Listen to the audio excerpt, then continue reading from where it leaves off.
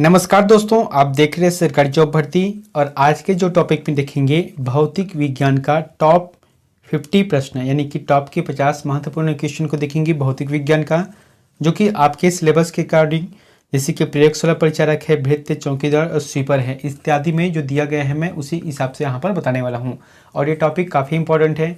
अब यहाँ पर मेन चीज़ बात करते हैं कि कई लोगों के मन में हमेशा ये रहता है कि कमेंट भी बहुत आता है कि सर इसका एग्ज़ाम डेट कब होगा। तो देखो, संभवतः इसका एग्ज़ाम डेट जनवरी तो निकल गया, अब बचा फरवरी। तो फरवरी में होने की संभावना कम है, क्योंकि फरवरी के प्रत्येक हफ्ते यानी कि जो रविवार रहते हैं उसमें एग्ज़ाम पहले से तय हो गया है। तो आप ये मानकर चलो कि मार्च के महीने में हो सकता है। तो फिर आप उस हिसाब से तैयारी करना प्रारंभ कर दो। और साथ ही साथ एक और है कि कल के जो न्यूज़ में आया था, जो कि हमारे शिक्षा विभाग के मंत्री हैं, उन्होंने कहा था कि लगभग छत्तीसगढ़ में लगभग 18 से 19,000 के बीच में टीचर भर्ती का पोस्ट खुलने वाला है। ठीक है, तो आप उसकी भी तैयारी करना। जिन लोगों का जो सीटेट है या सीजीटेट निकल गया है वो लोग अपनी तैयारी करते भी रहना है। तो चलते हैं यहाँ पर वीडियो की तरफ। पहला क्वेश्चन देखते हैं, और यही कहूँगा कि अगर आप हमारे चैनल पर नए हो तो हमारे चैनल को सब्सक्राइब कर देना और बेल आइकन को जरूर दबा देना। पहला प्रश्न है कि निम्नलिखित में समय का मात्रक नहीं है। दोस्तों, ये मॉक टेस्ट है, प्रश्न बताऊंगा, फिर आंसर जो है अपने हिसाब से आपको लगाना है और लास्ट में कमेंट करके ये बताना है कि इसका आंसर कितना आपसे बन रहा है। पहला प्रश्न है कि निम्नलिखित में से समय का मात्रक नहीं है। यहाँ पर जो ऑप्शन दिया गया अधिवर्ष है, चंद्रवर्ष है, प्रकाश वर्ष है या कोई नहीं। सही जवाब आ जाएगा प्रकाश वर्ष। क्यों? देखो यहाँ पर क्या है, अधिमास या चंद्रमास ये सभी क्या है, समय का मात्रक है या समय जानकारी करने का एक तरीका है, लेकिन प्रकाश वर्ष नहीं, क्योंकि प्रकाश वर्ष जो है दूरी मापने की इकाई है। जैसे कि बहुत दूर का दूरी अगर नापना है तो उसके लिए क्या है, प्रकाश वर्ष का या प्रकाश वर्ष के हिसाब से पैमाना तैयार किया जाता है। दूसरा है, निम्नलिखित में से कौन सी राशि सदिश नहीं है। निम्न में से कौन सी राशि सदिश नहीं है। तो मैंने एक दिन जब बताया था आपको, तो उसमें एक ट्रिक बताया था, तो उस हिसाब से इसका जो आंसर जाएगा आयतन रहेगा, जो कि सदिश नहीं है। इसका मतलब यहाँ अदिश है। ज़्यादातर केस में होता क्या है, लगभग 80% या 85% केस में कि जो सदिश राशि होते हैं उसमें व या अधवा या ब या अधबा इतना तो रहना लगभग जरूरी है, लगभग होता ही है। तो आप उस हिसाब से भी लगा सकते हो आंसर। जैसे कि यहाँ पर विस्थापन में व है, वेग में व है, बल में ब है, लेकिन आयतन में न व है न ब है। तो इस हिसाब से हम अगर ट्रिक के माध्यम से देखें तो फिर आंसर आ जाएगा डी नंबर सही रहेगा।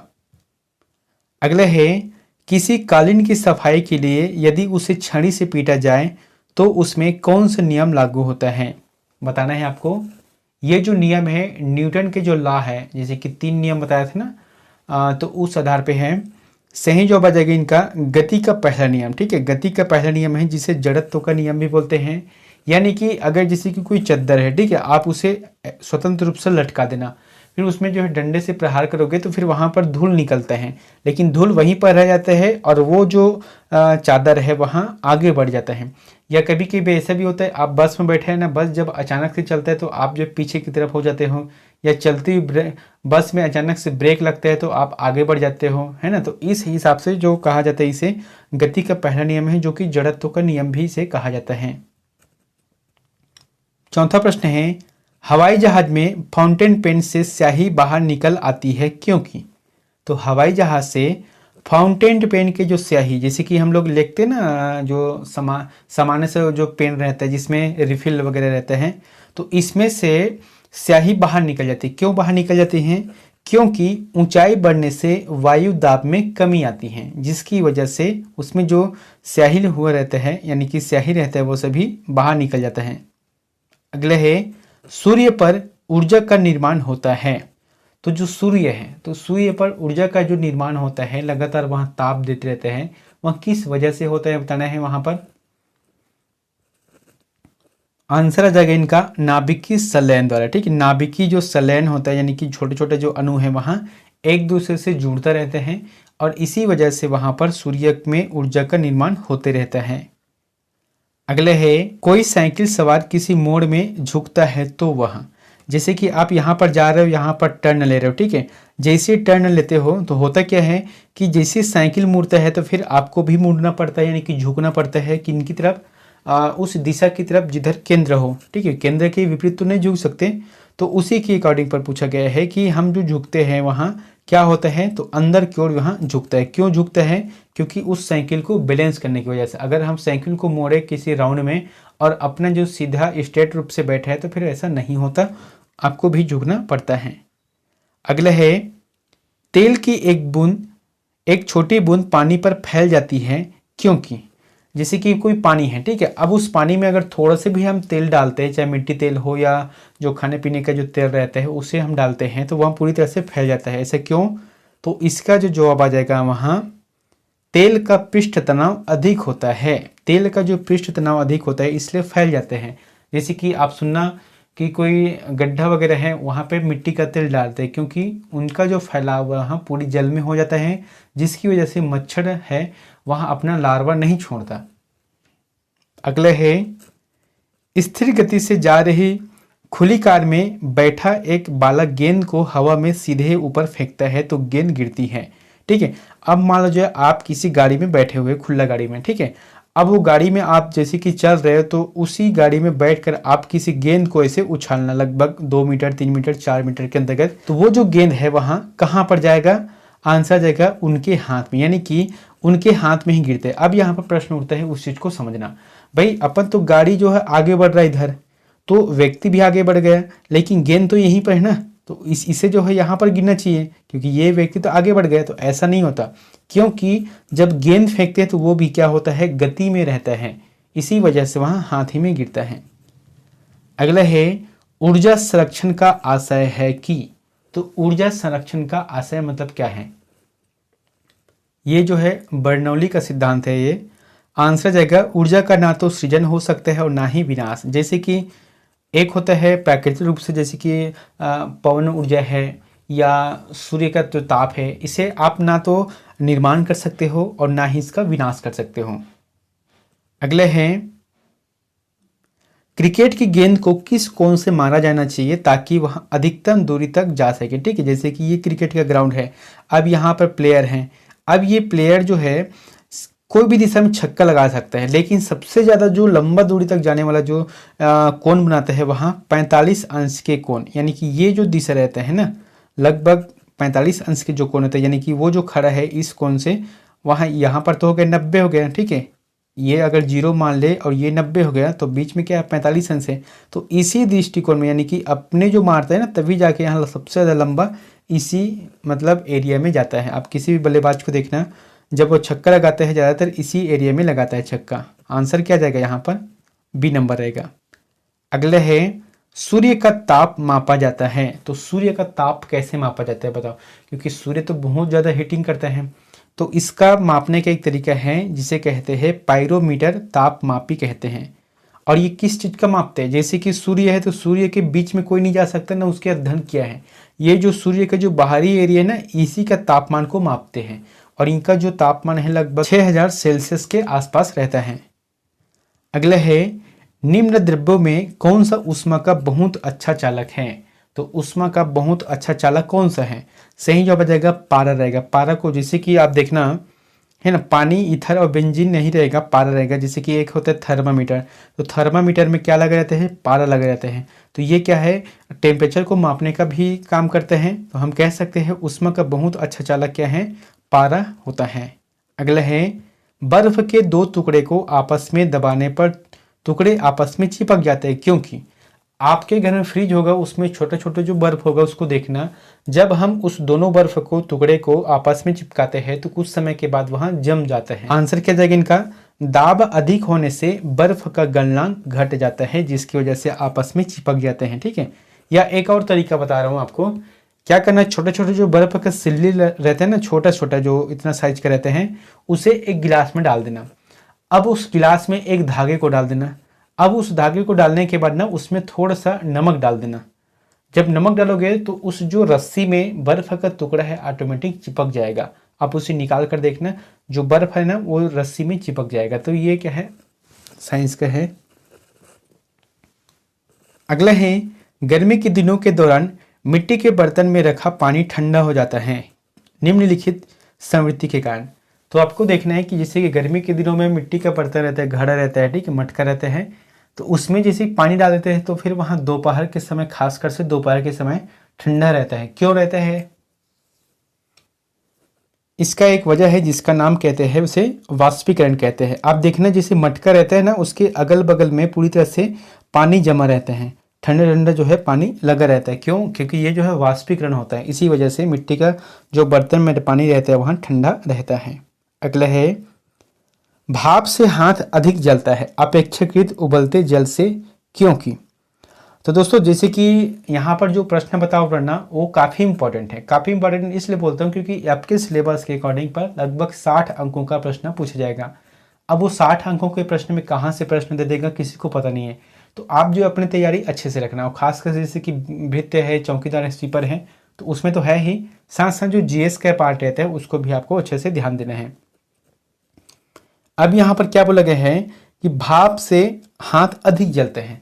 आप देखना कोई गर्म पानी है उसमें आप हाथ को डाल दो तो उसमें थोड़ा देर तक जलन होगा, लेकिन जो भाप निकलता है, चाहे वह कढ़ाई से भाप निकले या टीन वगैरह को अगर गर्म पानी कर रहे हो उससे भाप निकलता है या प्रेशर कुकर से निकलता है, तो उसमें तीव्र गति से जलन होता है। ऐसा क्यों होता है? ये होता है भाप में गुप्त ऊष्मा होती है, भाप में जो है गुप्त ऊष्मा होती है, इसकी वजह से हमको सबसे ज़्यादा जलन एहसास होता है। अगला है, निम्न द्रव्यों में से ध्वनि सबसे तेज यात्रा करती है। तो स्टील में कि वायु में, निर्वात में या जल में, यहाँ पर ध्वनि सबसे ज़्यादा तेज गति से यात्रा किस में करती है? तो स्टील में यात्रा करती है। अगला है, डेसिबल का प्रयोग निम्नलिखित में से किसके मापन के लिए किया जाता है? बताना है डेसिबल का जो प्रयोग है किसके मापन के लिए किया जाता है? सही जवाब आ जाएगा ध्वनि की तीव्रता, ध्वनि की तीव्रता के लिए किया जाता है। अगला है, डॉपलर प्रभाव संबंधित है। तो डॉपलर का जो प्रभाव है वह किससे संबंधित है? जैसे कि ध्वनि से है, कि जनसंख्या से है, कि मनोविज्ञान से है, कि मुद्रा प्रचलन से है? बताना इसका आंसर क्या जाएगा? सही जवाब आ जाएगा ध्वनि से रहेगा, ठीक है, ए आंसर सही रहेगा। देख लेते हैं यहाँ पर क्या लिखा है कि जब किसी ध्वनि स्रोत और श्रोता के बीच अपेक्षित गति होती है तो श्रोता को जो ध्वनि सुनाई पड़ती है उसकी आवृत्ति मूल आवृत्ति से या कम, मतलब कम या अधिक होती है, जिसे डॉपलर प्रभाव कहते हैं। यानी कि कुल मिलाकर यहाँ ध्वनि से संबंधित है। अगला है, वह उपकरण जो ध्वनि तरंगों की पहचान तथा ऋजु रेखन के लिए प्रयुक्त होता है क्या कहलाते हैं? बताना है क्या कहलाता है? यहाँ सोनार कहलाएगा, ठीक है, सोनार इसका आंसर सही रहेगा। प्रश्न को समझना, क्या बोला गया है? ध्वनि तरंगों की पहचान के लिए। तो यहाँ पर जो रडार है इनका प्रयोग नहीं करते, मतलब ध्वनि तरंगों के लिए नहीं है ये, ना पुकर भी है, तो सोनार ही आंसर सही रहेगा। और ये ज़्यादातर लोग ना समुद्री जो यान रहते हैं उसमें फिट रहते हैं, जिसकी वजह से यहाँ होता है, मतलब तरंगों को पकड़ने का कार्य करता है। अगला है, प्रकाश तरंग किस प्रकार की तरंग है? तो जो प्रकाश की तरंग है वहाँ किस प्रकार की तरंग बताना है? अनुप्रस्थ तरंग है ना, अनुप्रस्थ तरंग है प्रकाश तरंग। अगला है, मृगमरीचिका बनाने वाली प्रघटना को क्या कहते हैं? क्या बोला गया है? मृगमरीचिका बनाने वाली प्रघटना को क्या कहते हैं? तो आंसर देगा पूर्ण आंतरिक परावर्तन। जैसे कि आप देखना गर्मी के दिनों में रास्ते पे निकल जाना, पक्की रोड में जहाँ पर डामरीकरण हुआ है वहाँ पर, तो दूर देखने पर ऐसा लगता है कि रास्ते में पानी गिरा हुआ है या पानी वहाँ पर भरा हुआ है, लेकिन जैसे जैसे हम आगे बढ़ते हैं तो वहाँ पर ऐसा कुछ नहीं दिखाई देता। तो इसे ही कहते हैं मृगमरीचिका कहते हैं, और ये पूर्ण आंतरिक परिवर्तन के कारण वजह से होते हैं जो कि प्रकाश का होता है। अगला है, किसके कारण आकाश नीला दिखाई पड़ता है? बहुत ही अच्छा प्रश्न है। तो जैसे कि हम आकाश को देखते हैं ऊपर तो फिर नीला दिखाई पड़ता है, लेकिन मतलब रात में दिखाई पड़ता है क्या? नहीं दिखाई पड़ता, क्योंकि रात में काला दिखाई देता है। तो इनका एक वजह होता है प्रकीर्णन। किसका प्रकीर्णन है? प्रकाश का होता है, ठीक है। अब देखो हमको नीला क्यों दिखाई देते हैं? हमारा जो पृथ्वी है उसके आसपास क्या है? वायुमंडल है, और जब सूर्य का प्रकाश जब वायुमंडल में प्रवेश करता है तो हमको नीला प्रतीत होता है, लेकिन असल में आकाश या अंतरिक्ष काले रंग में दिखाई देता है, क्योंकि वहाँ पर वायुमंडल नहीं है और पृथ्वी के आसपास क्या है? वायुमंडल है, जिसकी वजह से जब प्रकाश प्रवेश करता है तो वहाँ नीले रंग का दिखाई देता है। वाहन पीछे से आने वाली वस्तुओं को देखने के लिए किसका प्रयोग करते हैं? मैंने जब प्रकाश के बारे में बताया था या दर्पण के बारे में उसमें बताया था, जैसे कि आप वाहन में बैठे हो या बाइक है आपके पास, ठीक है, तो एक दर्पण लगा रहता है पीछे देखने के लिए, तो इसमें कौन से दर्पण का प्रयोग करते हैं? सही जवाब आ जाएगा उत्तल दर्पण। उत्तल दर्पण का प्रयोग करते हैं। अगला है प्रकाश का रंग निर्धारित होता है इसके, तो प्रकाश का जो रंग होता है वह निर्धारित होता है किसके माध्यम से होता है? तरंग दैर्ध्य से, ठीक है, तरंग दैर्ध्य से यहाँ निर्धारित होता है। अगला है पानी में हवा का बुलबुला वैसे ही काम करेगा जैसे करता है। जैसे कि पानी है, अब उस पानी में क्या बनता है? बुलबुला बनता है। तो ये किस वजह से होता है, यानी कि किस तरीका से काम करते हैं? जिस तरीका से अवतल लेंस काम करता है उसी आधार पे यहाँ होता है। अगला है धूप की चश्मे की क्षमता होती है। तो धूप के चश्मे मतलब क्या होता है? जो हम लोग पहनते हैं ना, सिंपल से धूप छांव वाले चश्मा, या अगर हम कहें तो फिर इसे जीरो डायोप्टर है ना, इसका आंसर क्या जाएगा? जीरो डायोप्टर रहता है। धूप छांव की चश्मा है या सन ग्लास की चश्मा बोलते हैं। इसमें होता क्या है कि जब हम पहनते हैं तो सूर्य की जो किरणें हैं वहाँ सीधे तौर पे आंखों पे नहीं पड़ता, दरअसल कांच की वजह से वहाँ थोड़ा सा रुका रहते हैं और थोड़ा सा धुंधला दिखाई देता है। इसलिए हम कह सकते हैं कि जब धूप में निकलते हैं तो फिर जीरो डायोप्टर की जो सन ग्लास चश्मा है या धूप चश्मा है उसे पहनते हैं। अगला है हरी पत्तियों का पौधा लाल रोशनी में रखने पर कैसा दिखाई देगा? तो हरी रंग के जो पत्ता है उसे लाल रंग की रोशनी में रखते हैं तो वहाँ काला दिखाई देता है। या आप देखना हरी रंग के जो कांच रहता है या बोतल रहता है उसमें आप लाल रंग के कोई भी पत्ता है या फूल वगैरह है उसे डाल के देखना, वहाँ काला दिखाई देता है। अगले है आयरिस का क्या काम होता है? तो आयरिस का क्या काम होता है बताना है। आयरिस जो कि आंख में रहते हैं और ये आंख में जाने वाले प्रकाश की मात्रा को नियंत्रण करने का कार्य करता है आयरिस। इसलिए आप देखना कि जैसे कि कोई आंख में ज़्यादा तीव्र प्रभाव रहता है प्रकाश का, तो हमारे जो आयरिस है वहाँ सिकुड़ने लगता है, आंख छोटा हो जाता है। और जहाँ पर प्रकाश की आवश्यकता मतलब कम रहता है, जिसमें आंखों पर प्रभाव कम रहता है, तो आंख जो है बराबर जो अपनी नेचुरल अवस्था रहता है उसमें खुला रहते हैं। अगले है सामान्य स्वस्थ आंख के लिए स्पष्ट दृष्टि की न्यूनतम दूरी मापी जाती है। जैसे कि हमारे आंख है, ठीक है, सामान्य व्यक्ति का आंख है जिसमें ना तो निकट दृष्टि दोष है और ना ही दूर दृष्टि दोष है। तो ऐसे कंडीशन में क्या होता है कि वह आंख कितनी दूरी तक से स्पष्ट देख सकता है? तो आंसर आ जाएगा 25 सेंटीमीटर। 25 सेंटीमीटर की जो दूरी है उसे आसानी से देख सकता है। अगले है किसी तारे का रंग से पता चलता है उसके। अब जैसे कि सिंपल से आप रात में देखना कोई ऐसे तारा रहते हैं जो कि तीव्र रंग से क्या दिखते हैं? सफ़ेद दिखता है, कोई लाल दिखता है, कोई टिमटिमाते रहता है। तो ये किस वजह से होता है? ये होता है ताप का, यानी कि उसके जो ताप रहते हैं उसी की वजह से ऐसा दिखाई देता है। अगला है दो प्राथमिक रंग लाल और नीले के मिश्रण से कौन सा सेकेंडरी रंग प्राप्त होता है? तो दो रंग को मिला दो, एक है लाल है और एक है नीला है। अब इन दोनों को मिलाने से कौन सा रंग बनता है? मैजेंडा, मैजेंडा रंग बनता है। अगला है विद्युत फिटिंग में एक तार को भूमि संपर्कित किया जाता है, इसका कारण है। तो आप देखना जैसे कि कोई घर में बिजली फिटिंग करते हैं या कोई पोल खड़े करते हैं तो वहाँ पर एक न एक तार को जमीन से लगा रहता है, या अपने घर में जो सर्किट रहता है वहाँ पर भी एक तार को दीवार से लगाए रहते हैं, टच करते हैं। क्यों? क्योंकि इससे होता क्या है कि यदि लघु पतन हो जाए तो धारा भूमि में चली जाए। यानी कि कभी कभी होता क्या है, कोई करंट मारते हैं ना या फिर जो ओवरलोड आता है वहाँ से भी क्या होता है, धारा में वहाँ चला जाए। ठीक है, पहला आंसर सही रहेगा इसका। दूसरा है 100 वाट का बिजली का बल्ब यदि 10 घंटे जले तो फिर बिजली का खर्च होगा। देखो यहाँ पर कहने का मतलब क्या है, मान लो जो एक बल्ब है, ठीक है, जो कि 100 वाट का है। अब वो 100 वाट का बल्ब लगातार अगर 10 घंटा जलता है तो उसमें बिजली का खर्च कितना होगा। तो ये तो देखो एक क्या होता है, हम लोग देखते हैं अपने घरों में यूनिट होता है, ठीक है, या इकाई है। तो इस आधार पे जो इसका आंसर आ जाएगा 1 इकाई रहेगा। 1 इकाई इसका आंसर सही रहेगा। ठीक है, अब देखो पहले क्या होता था कि गोल वाला जो लट्टू आता था ना जिसे बजाज कहते थे, वो एक ही बल्ब 100 वाट का था। लेकिन आजकल अपने घरों में देखना जो एलईडी बल्ब आ गया है या थोड़ा सा दुधिया आकार में रहते हैं ना वो बल्ब रहते हैं या ट्यूबलाइट रहते हैं, वो सभी क्या है कुल मिलाकर अगर 10 या 15 भी जलते हैं तो भी वहाँ 100 वाट का नहीं होता है। लगभग 5 वाट है या 7 वाट है, 9 वाट है, इसी आधार पर ही रहता है। अगला है, एक कृत्रिम उपग्रह में विद्युत ऊर्जा का स्रोत क्या है?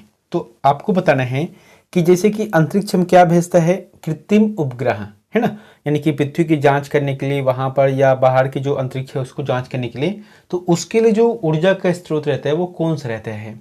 सही जवाब क्या जाएगा इनका, सौर सेल। सौर सेल लगा रहता है, यानी कि सूर्य के जो ऊर्जा रहता है उसे वहां संग्रहण करने का कार्य करता है। अगला है, 3 पिन बिजली के प्लग में सबसे लंबी पिन को जोड़ना चाहिए। जैसे कि कहने का मतलब देखो, हमारे घर में कैसे रहता है, यहाँ पर जैसे कि बिजली बल्ब का पिन रहता है, ठीक है, एक यहाँ पर रहते हैं 2 और एक यहाँ पर रहते हैं, ठीक है। तो आपको ये बताना है, कहने का मतलब ये है कि जो तीसरे नंबर का यानी कि ये वाला जो प्लग रहता है उससे जोड़ना चाहिए। तो किससे जोड़ना चाहिए, आधार सिरे से, जिसे हम लोग कहते हैं सामान्य सा अर्थिंग बोलते हैं, ठीक है, तो वो उसी से ही संबंधित रहता है। अगला है, एक स्वतंत्र रूप से लटका हुआ चुंबक सदैव ठहरता है। तो आपके घर में जो चुंबक होगा उसको तोड़ना या कुछ भी करके देखना, वह हमेशा उत्तर और दक्षिण दिशा की ओर रहता है, यानी कि उत्तर हो गया और ये दक्षिण, ठीक है, ये उत्तर हो गया और यहाँ पर हो गया दक्षिण।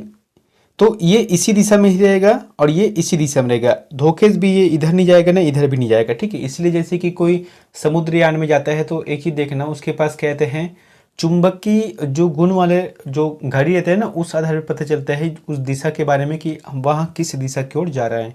तो ये क्या होता है, उत्तर और दक्षिण दिशा के आधार पर होता है चुंबक की सुई।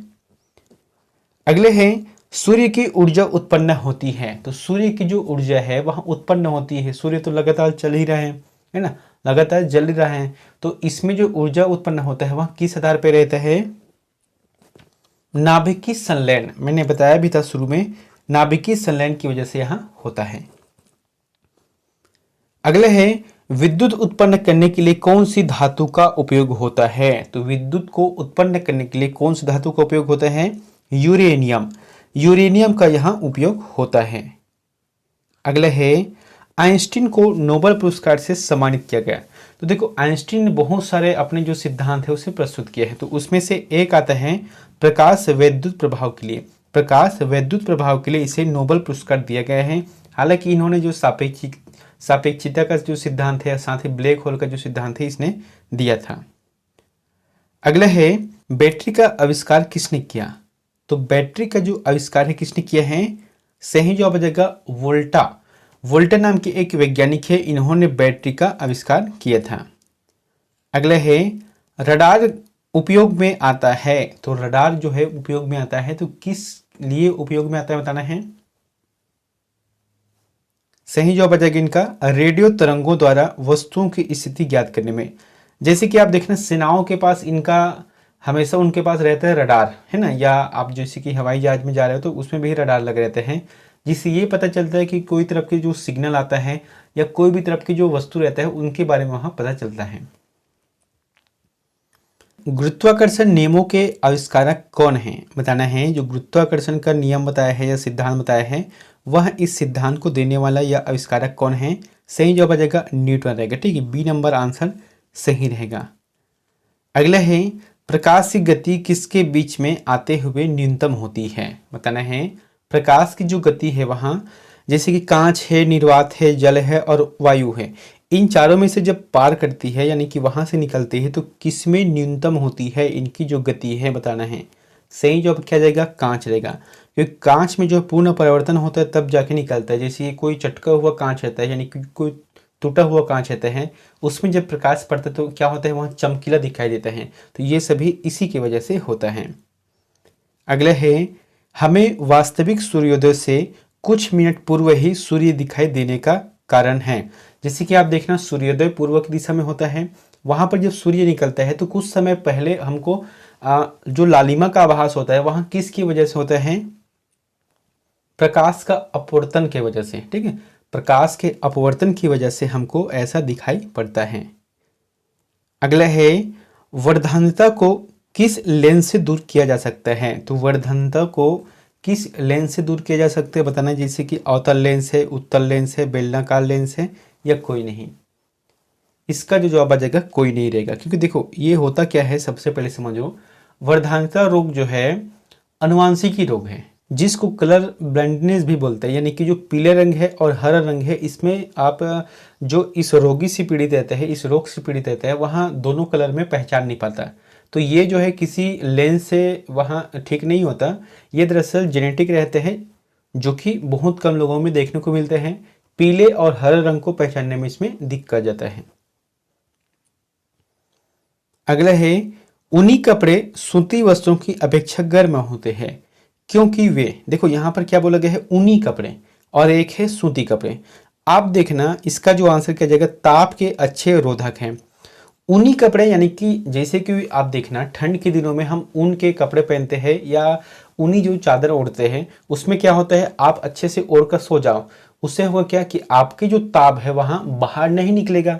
इसका मतलब है कि अंदर का जो वातावरण है वहाँ गर्म रहेगा। तो इसका आंसर आ जाएगा ताप के अच्छे रोधक होते हैं। ठीक है, अब एक चीज देखना सूती वस्त्रों का, जैसे कि गर्मी के दिन आएगा तो आप ऊनी वस्त्र को नहीं पहन सकते, क्योंकि वह जो गर्मी का यानी कि ताप का अच्छे रोधक है। जब ताप का रोधक रहेगा तो उसमें क्या हो जाएगा, शरीर को बहुत ज्यादा गर्मी में एहसास होगा, इसीलिए ऊनी कपड़ा पहनते हैं, सॉरी सूती वस्त्र पहनते हैं, क्योंकि उससे जो है हवा का जो आदान प्रदान होते रहते हैं, साथ ही वहां ठंडकता का एहसास होता है। अगला है, बर्नौली का सिद्धांत निम्न में से किसके संरक्षण का प्रकथन है? तो बर्नौली का जो सिद्धांत है इसमें किस बात का संकेत किया गया है, ऊर्जा। ऊर्जा के जो संरक्षण है वहां बर्नौली के सिद्धांत पर आधारित है।